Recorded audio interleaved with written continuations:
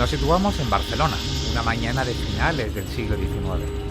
El cielo tiene ese color plomizo de las ciudades que trabajan demasiado. Se oye el traqueteo de un tranvía, el golpe de los cascos sobre los adoquines húmedos. Huele a carbón, a cuero mojado y a tinta fresca. En las aceras, la ciudad se mueve sin saber que se juega algo importante. Dependientes con prisa, obreros con la comida envuelta en papel, señores bien peinados que miran los escaparates como si el futuro estuviera detrás del cristal. Pero la tensión no está en la calle, está dentro, en los despachos, en las mesas donde se decide si alguien merece crédito o descrédito, en los cajones donde duermen letras, pagarés, firmas, en esa línea que separa un negocio próspero de la ruina. Un hombre toma la pluma, no emite un veredicto, ordena información, anota un antecedente, lo encaja, lo contrasta. Un informe no necesita elevar la voz, le basta con estar bien construido. Y cuando un nombre queda documentado, el mercado decide. Nuestro protagonista no busca una firma falsa, eso sería simple. Le interesa lo que está detrás. ¿Quién sostiene esa empresa? ¿Qué historia arrastra? ¿En qué despachos ya no le abren la puerta?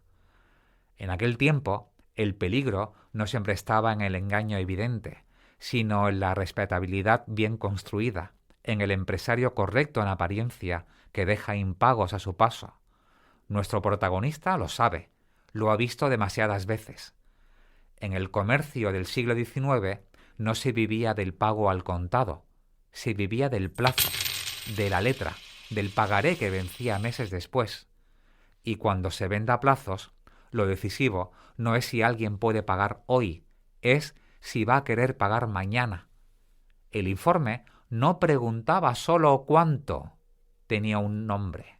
Preguntaba quién era, si cumplía, si se escondía, si su reputación era sólida o un decorado. Registrar eso bastaba, porque en aquel tiempo un informe no era una opinión, era un aviso. No era un trámite, era poder. Hoy, amigos y amigas, rendimos tributo, rendimos homenaje al gran Daniel Freysa y Martí, uno de los grandes exponentes del antiguo detectivismo, de aquellos que ejercieron antes de 1951, cuando investigar aún no era una profesión reconocida. Muchos lo consideran, y no por capricho, el primer detective privado moderno de España. Creó una agencia de informes comerciales donde, además de analizar crédito y solvencia, se desarrollaban auténticos casos de investigación privada. Convirtió la información ordenada, verificada y escrita en una forma de justicia. Dejó su legado en dos obras imprescindibles: El mundo del crimen y la policía moderna. Conoció la policía desde dentro, entendió sus límites y cruzó hacia la investigación privada cuando esa frontera apenas existía en España. Un detective extraordinario. Pero para comprenderlo debemos retroceder a la Cataluña interior. Daniel Freysa y Martí nació entre 1853 y 1854 en Bràfim, Tarragona. Las fuentes discrepan. Él mismo en ocasiones decía ser de Reus, quizás por prestigio, quizás por afinidad. Su padre, Francesc Freysa, era médico, disciplina, diagnóstico, trato con las élites locales. Su madre, Sebastiana Martí, procedía de un entorno humilde de pescadores. Dos miradas convivían en casa: el orden y el esfuerzo, el consultorio y la calle. La familia se trasladó a Montblanc cuando Daniel era niño, y allí estudió en un colegio privado vinculado al Instituto Provincial de Tarragona. Infancia discreta, paseos solitarios, lecturas irregulares, atención constante a lo que no se decía, y también hay que decir que no era un alumno brillante. Arrastró problemas de salud desde temprano, no era fuerte, y esa fragilidad le afinó la mirada. Era observador, paciente, no necesitaba imponerse, le bastaba esperar. Mientras otros perseguían el ruido, él se detenía en lo que no encajaba. Y su adolescencia fue convulsa. El conflicto con su padre se hizo inevitable. No encajaba en el molde previsto. Con 19 o 20 años se alistó como voluntario en la Tercera Guerra Carlista, en el bando gubernamental. Y allí vio lo que no se olvida: violencia directa, fusilamientos, detecciones sin garantías, decisiones tomadas de madrugada. Algunos testimonios hablan de eso, de prisioneros fusilados sin proceso en el interior de una mina. Y comprendió algo esencial: la justicia no es solo castigo, es procedimiento. De regreso a la vida civil, su trayectoria fue errática. Trabajó como barbero en Tarragona, el barberet lo llamaban, oficio humilde pero privilegiado para escuchar. En la barbería se habla y las manos dicen más que las palabras.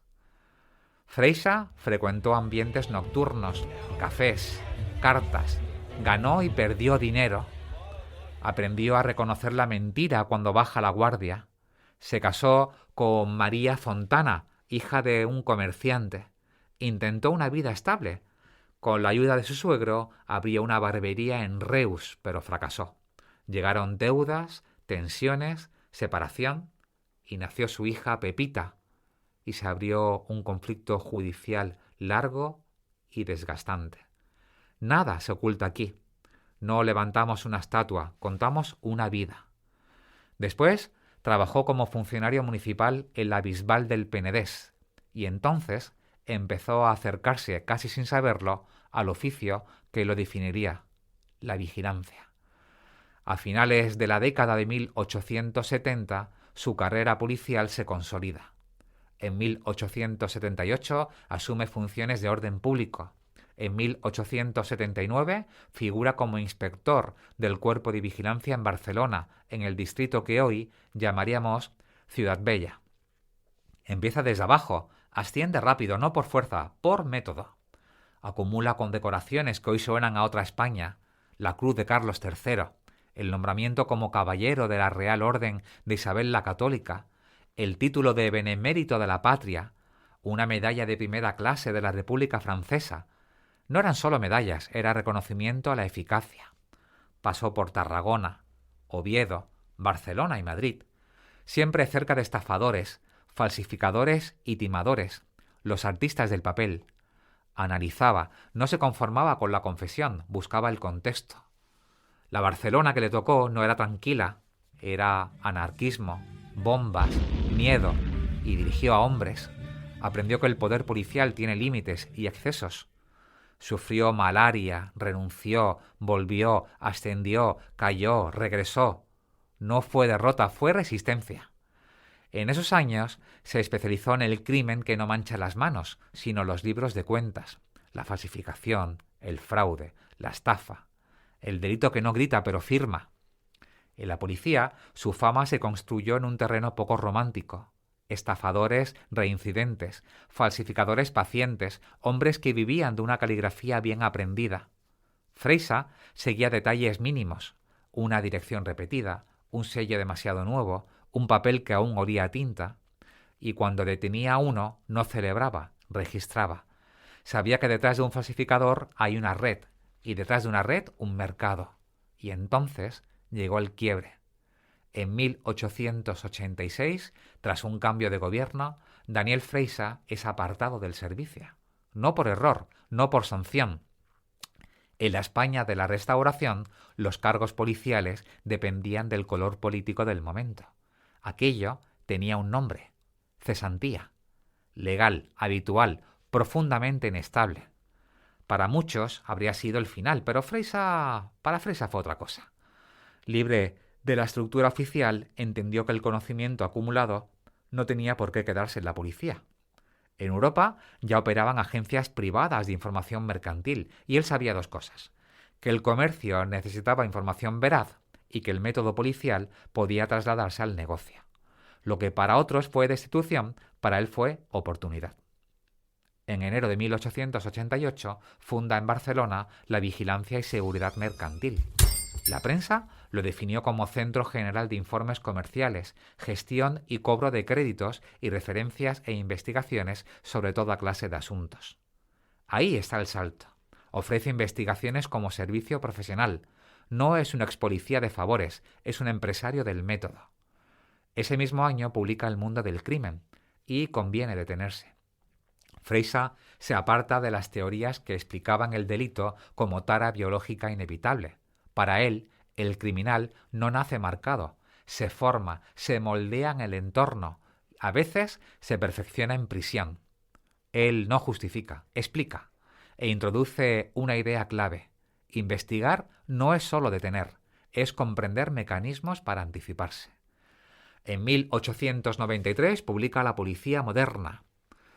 Sí, el primer libro fue una reflexión. Este libro era el método, archivo, identificación científica, memoria institucional, límites éticos del poder policial. No es defensa corporativa, es propuesta de profesionalización basada en ciencia y responsabilidad. Dos obras fundamentales. El éxito de la agencia fue notable. Incluso una coplilla se cantaba y resumía lo siguiente. Para comer bien, el suizo. Para café y cerveza, novedades. Y para los informes comerciales, Daniel Freysa. Cuando levantó su agencia, convirtió su obsesión en estructura. Entendió algo esencial. Para vender información hay que parecer fiable. Para parecer fiable hay que transmitir confianza. Y la competencia era muy amplia. Su respuesta fue una red. Creó una estructura de corresponsales y reporters repartidos por toda España. Personas discretas que aportaban datos directos sobre solvencia, conducta y movimientos mercantiles. En 1908 afirmaba contar con más de 2.000 clientes y 35 empleados, más de 11.000 corresponsales y un archivo con 540.000 informes ya realizados. Imaginemos el volumen físico, fichas, carpetas, cajones, índices. La base de datos era de madera y cartón. Y aún así, presumía de informe al instante, una síntesis fiable en cuestión de horas. En su tiempo, eso era algo extraordinario. Y con los años, la empresa evolucionó. En 1903 adoptó el nombre de la Mutua Urbana y Mercantil. Entre sus productos más audaces estuvo el llamado Informe Garantizado, un seguro mercantil por el cual la agencia respondía del pago de una factura si había emitido un informe positivo sobre el deudor y la factura no era pagada. Una idea adelantada a su tiempo, similar a lo que hoy hacen las aseguradoras de crédito y caución. Pero también arriesgaba, exigía respaldo económico y cálculo preciso. Brillante en concepto, terminó siendo un lastre para una empresa que crecía con rapidez y dependía de la estabilidad del crédito. Otro de los productos de este detective era el que decíamos, respondía a su manera de pensar. Era más sencillo vender y publicitar un producto que un servicio. Se trataba de un informe comercial muy especial, con el que daba respuesta en cuestión de horas. Es decir, hace más de 120 años, un detective de Barcelona ofrecía un informe comercial con resultados extraordinarios en cuestión de horas. Urgente. Freysa también actuó en otro terreno moderno, el registro de la propiedad industrial. La Mutua, su agencia, tramitaba patentes y marcas y nombres comerciales. Para un detective de papel era territorio natural verificar, registrar, dejar constancia. Pero el éxito trae enemigos. Su gran rival fue Francisco de Paula Madrenas. Los ataques tenían un objetivo claro: erosionar la confianza. En el mundo del informe, la reputación es capital y este competidor le hizo un poco la vida imposible. La batalla no se libró solo en juzgados, sino en periódicos y conversaciones de gremio. Se publicó incluso un artículo con título demoledor. ¿Agencia de informes? No. Si acaso agencia de timos y de ataques a la honradez comercial y al bolsillo ajeno. Se describía un supuesto modus operandi: enviar a una víctima copia de un informe falso y luego ofrecer un arreglo mediante abono anual. Se intentaba dibujar al investigador como chantajista, pero aquellas querellas apenas prosperaban, faltaban pruebas. Muchos denunciantes buscaban más mitigar daños que ganar pleitos. Y el mercado era feroz: competencia extrema, reputación frágil y clientes que querían certezas en un mundo de rumores. Freysa respondió como siempre, con estructura y seriedad. En anuncios nacionales mostraba infraestructura, delegaciones, cobertura territorial. Indicaba su nombre como garantía. En la publicidad de la Mutua Urbana y Mercantil se presentaba como director propietario. Daniel Freisa, agente de negocios colegiado y con la confianza que marca la ley. En un país donde el detective debía camuflarse, esas fórmulas eran protección. A partir de 1900 deja de publicitar de forma explícita las investigaciones generales, no porque renuncia a ellas, sino porque entiende que el nuevo siglo exige otro lenguaje. Refuerza el discurso preventivo, informes, referencias, cobro de créditos, verificación de solvencia. El método no cambia, cambia la etiqueta. Donde antes se hablaba de investigación, ahora se habla de información. Hay un detalle revelador: su afición filatélica. Desde 1901 comenzó a perforar sus propios sellos con las letras DF, perforadas. Por cierto, tengo uno de ellos. No era capricho, era marca, identidad verificable. Incluso el sello se convertía en credibilidad.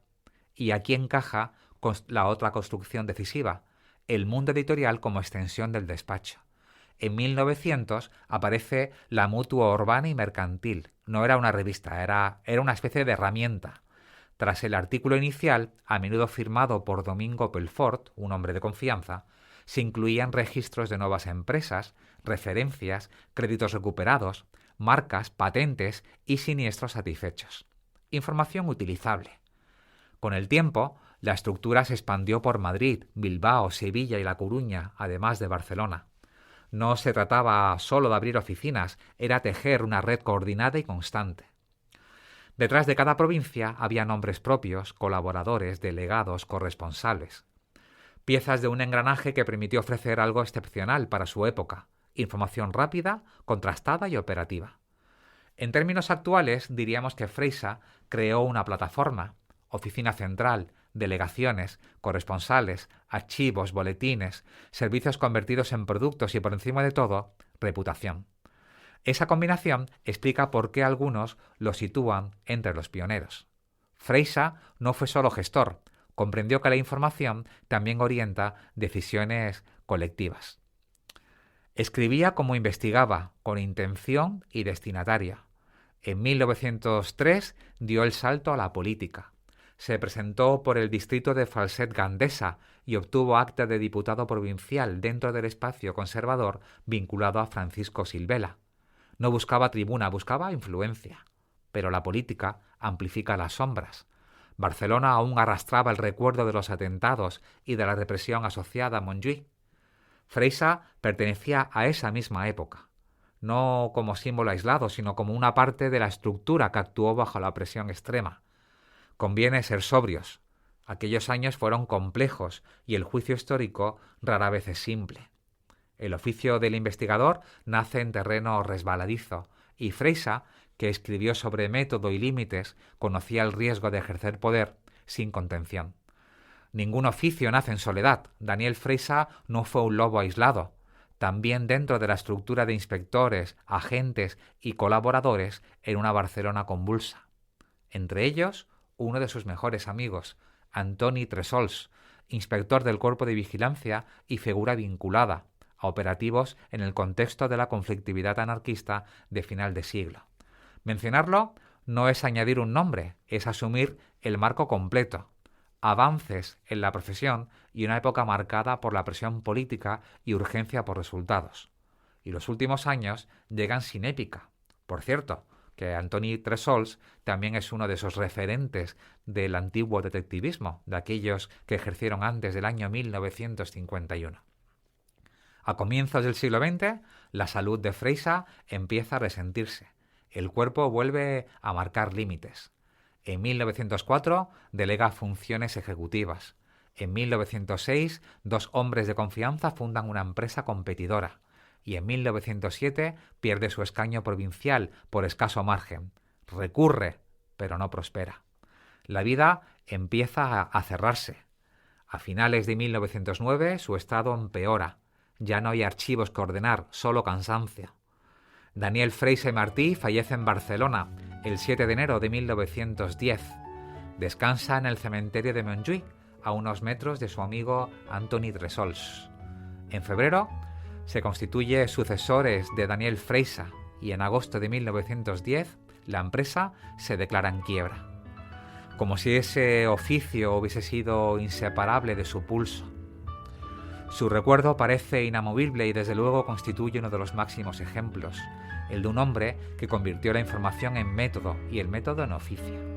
Talento portentoso sí, pero sobre todo disciplina.